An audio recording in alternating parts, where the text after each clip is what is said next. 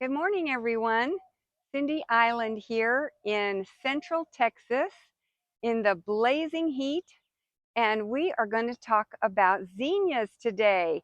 My zinnias are still thriving and still look fantastic, and we have been in the hundreds for over 20 days, and I am just constantly amazed at these beautiful flowers. They're just doing great. And if you like videos like this, would you please like and subscribe for more? Okay, so again, why zinnias? Well, for one thing, they don't mind this extreme heat. They don't mind our alkaline, limestony, limestony soil. They can handle full sun.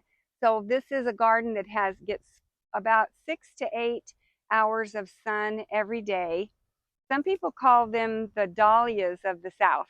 So we can't really grow dahlias here in Central Texas, so we grow zinnias. And we can get some varieties where they are 4 inches in diameter. So they still are absolutely beautiful. And I love to bring them in the house in vases. I have them all over the place, and I'll show you some pictures here of some of my arrangements. So they come in all kinds of colors. So I put mine in this raised bed, and I was able to put in very good soil here, so that made him even happier. And every spring, I do amend the soil. I put in a few bags of good compost. We like dillo dirt here in Central Texas. And I have a drip system in here. This is kind of a smaller, can you see this? A smaller tubing. This is probably a 1/4 inch tubing, and it works just great. I do turn it on every day for about 30 minutes, and that seems to be all they need. But you don't have to put your zinnias in a raised bed. You can put them anywhere in your yard that gets 6 to 8 hours of sun. Just till that up, get a good shovel and dig and dig and get it all soft as you can. Get rid of all of the limestone rock, and then add some good compost, and you're ready to go. So in the wintertime, I love to sit down with my seed catalogs and pick out what I'm going to be growing next. Um, this this winter, I went with Johnny's Seeds. They have wonderful seed selections here, and my favorite seeds to choose are the California Bennery's Giants. So they give you a 4 to 6 inch bloom, and I'll put some pictures up here. And then another one of my favorite is the cactus variety. And this one gives you like a quilled look, like a porcupine quill. Still really big, beautiful colors. And so I can't wait when my seeds arrive. And so in March, after our last freeze date, I do like to plant my seeds in these little seed starting cells. I do use seed starting soil, and I'll put 1 or 2 seeds in each one. And then I put this on my back porch or front porch where it's shady, but they do get a little bit of sun, and it is warm enough for them to start growing. And after about a week, you'll start seeing their little heads pop up. It's so exciting to me. And after about 2 weeks, this is what they'll look like. They're just as cute as can be. And then when they have about 4 to 6 leaves on them, I start giving them opportunities to be in the sun. I need to get these hardened so I can plant them out in the full sun. So I set my timer. This is very important for me. I set my timer for 2 hours, and I set them in the full sun. And then after that timer goes off, I put them back in the shade. And then I do this every day for about a week. And then I increase that to 4 hours. And I feel like they're fairly hardened by that point. And at that time, I go ahead and plant them in my raised bed. And again, you don't have to have a raised bed. You can have any sunny space that you have amended that soil and added some compost to it. And then I do water them every day till they get established. So let's talk about pests. So I did notice when the seedlings were about 4 inches tall that they seemed to have little black caterpillars crawling all over them, putting holes in their leaves.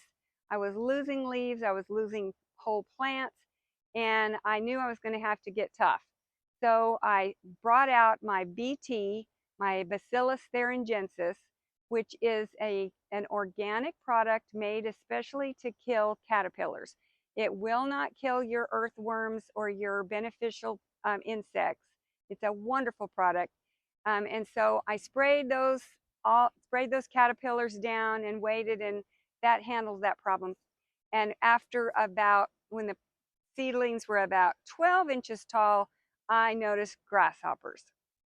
Grasshoppers went to town. They almost annihilated them. And so I had to use an ortho poison to kill the grasshoppers. Here in Texas, grasshoppers are quite damaging to your crops, and it is tough to kill them with an organic product. So I got all my pests under control, and finally they began to grow and were happy and things were going great. Now I want to talk to you about pinching. So I have some examples of some young zinnias here, and one of the things you can do when they get to be about 12 inches tall, it was really important to a zinnia to do some pinching back. So take off about this much of your zinnia, and I know it feels really mean to do that, but that will force this little plant here to really become stockier, fuller plant, and you will get much more flowers. So it's definitely a good habit to get in. So let's do this one over here. Just take off the top tip, and this will really get nice and full.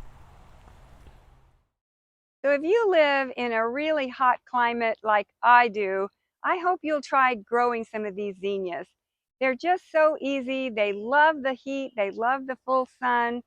I've enjoyed them so much, bringing them into the house in vases, and they just make me happy. This is my raised bed full of zinnias.